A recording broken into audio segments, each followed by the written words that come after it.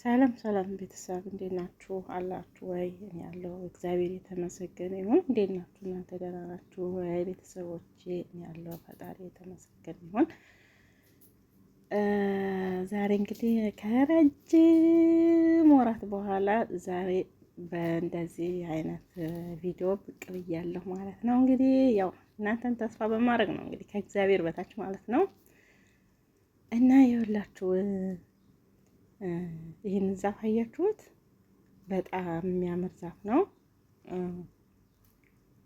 በጣም ሲበቅልም በጣም በቀላል ዘዴ መብቀል ይችላል ማለት ነው። ማለት ከሌላው ከግንዱ ላይ ራሱ ተገንጥሎ ሲተከል በማንኛውም ወቅት የሚበቅል ዛፍ ነው እና ዛፉ እንደምታዩት በጣም ያምራል። የእውነት በጣም ያምራል። ጥቅሙ እንግዲህ ከዚህ ከቅጠሉ ይጀምራል ማለት ነው። መጀመሪያ ሲጀምር ዛፉ ለእይታ ያምራል እንደምታዩት ነው። ሲቀጥል ደግሞ ለጥላ ራሱ በጣም ያምራል። እጅግ በጣም ማለት ነው። በጣም ያምራል።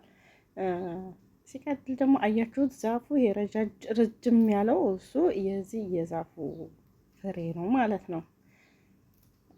የቱ ጋር መሰላችሁ?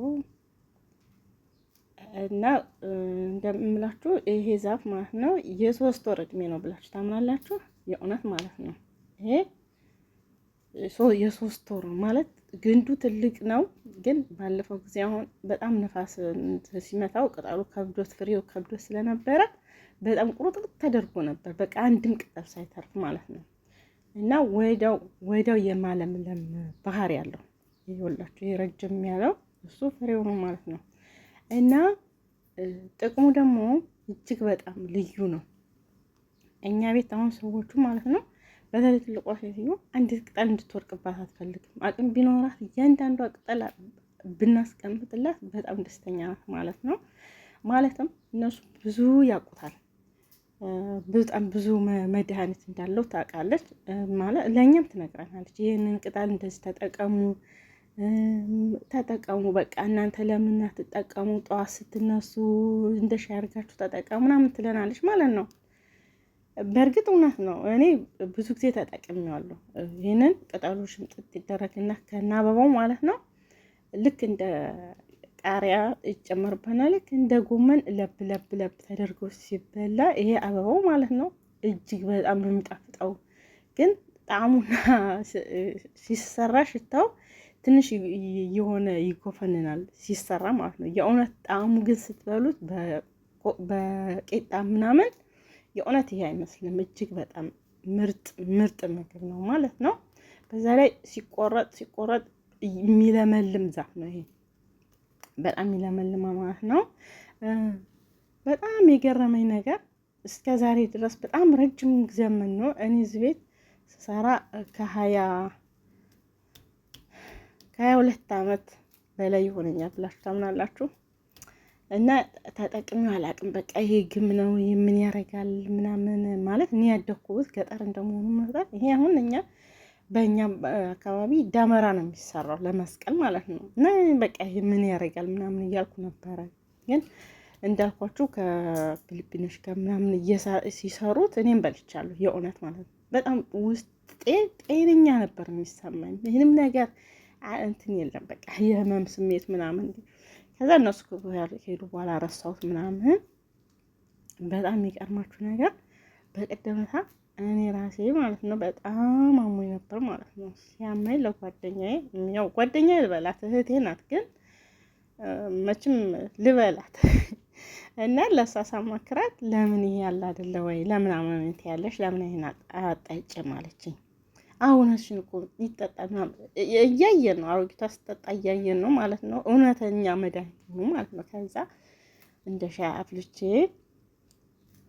ተጠቀምኩበት ማለት ነው። ኩላሊቴን ነበር የሚያመኝ። ያ እጅግ በጣም ምርጥ መድኃኒት፣ እግዚአብሔርን በጣም ምርጥ መድኃኒት ነው። እና ከዛ እንደገና ደግሞ ያው ብዙ አይነት ቪታሚኖች አሉት። ብዙ አይነት ቪታሚን አለው። ለፀጉር ራሱ ይህንን ስንመገብ ለፀጉራችን ራሱ ቆንጆ ነው። እንደገና ልክ እንደ ሀገራችን እንዶድ ማለት ነው። እሱ በእጅ ይታሽና ማለት ነው ለፊት ይሆናል፣ እንደ መታጠቢያ ማለት ነው።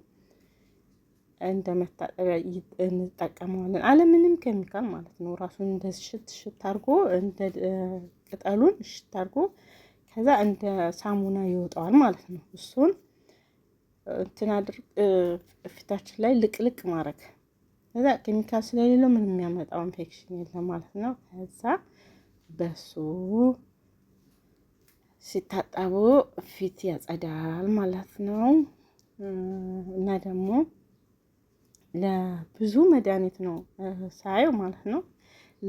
በጣም ለብዙ ለደም ማነስ፣ ለደም መቆሸሽ ራሱ ምርጥ ነው። እንደ አሁን እንዳልኳችሁ ልክ እንደ ጎመን ለብ ለብ ተደርጎ ቢበላ እንደ ጁስም ቢሰራ እንደሱ ተደርጎ ምግብ ላይ ራሱ ቢጨመር ማለት ሌላዎች ምግብ ሲሰሩ ምናምን አሁን በደረቅ አድርቀን በደንብ ታጥቦ ከደረቀ በኋላ ንጹህ ነው እጅግ በጣም ሲደርቅ ራሱ ልክ እንደዚህ አረንጓዴ ሆኖ ነው የሚደርቀው ማለት ነው። እና እሱ በሙቅ ውሃ ራሱ ያኔ ይኸውላችሁ ፍሬው እሱን በሙቅ ውሃ ራሱ እንትን ማድረግ በጥብጦ መጠጣት ይቻላል። ምንም ውስጣችሁ ሰላም ነው የሚሰማው። እኔ የተሰማኝን ነው። እና ይሄ በጣም ብዙ አይነት ቪታሚን አለው። ይሄው ረጅም ነው። ይሄ አሁን ከሳሎና ጋር ይሰራል በቤታችን ማለት ነው። ይሄ ረጅም ያለው ይሄኛው ረዝሙ የምታዩት እሱ አሁን ከወጥ ጋር ይሰራል። በስጋ ወጥ ቢሰራ ይጣፍጣል። በምስር ቢሰራ ይጣፍጣል። እጅግ በጣም ይጣፍጣል። የእውነት በጣም የሚጥመው ማለት ነው።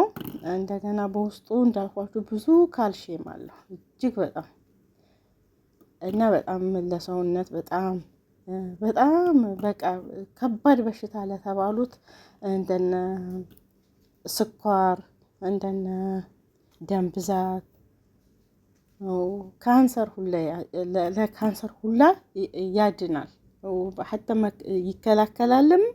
የሌለበትም ሰው ውስጡን ለሚጠራጠር ሰው ይከላከላል። ለማንኛውም ጤንነት በጣም ምርጥ ነው።